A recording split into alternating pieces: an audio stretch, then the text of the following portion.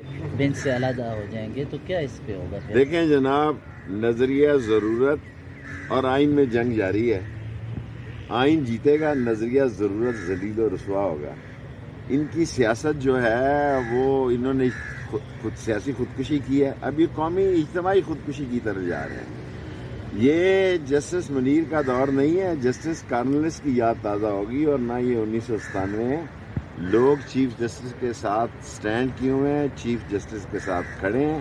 آج عمران خان نے core committee کی اہم ہنگامی میٹنگ ملا لی ہے شام کو 9 بجے. میں بھی سپریم کورٹ سے وہیں پہ جاؤں گا. اور پاکستان کا خود کل اسحاق ڈار نے کہہ دیا جی کہ ہماری آئی ایم ایف سے چھٹی ہو گئی ہے، اور سکوک کے 2 ارب جو ڈالر کے بانڈز ہیں وہ بھی ہم نے روک لی ہیں. غریب ایڑیاں رگڑ رگڑ کے مر رہا ہے. یہ مزے کر رہے ہیں، انہوں نے تماشا لگایا ہے. ان کو بھاگنے نہیں دیں گے لوگ. آپ دیکھیں سی ہونے کیا جا رہا ہے. ساری قوم چیف جسٹس کے سٹینڈ کے ساتھ ہے، اور 4 رکنی بینچ ہو، 5 رکنی ہو، 6 رکنی ہو، 8 رکنی ہو.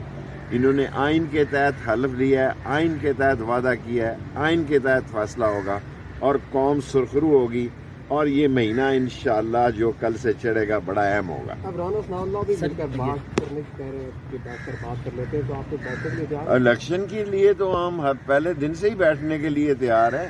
ان کو یہ پتا کہ الیکشن کے یہ قابل نہیں ہے.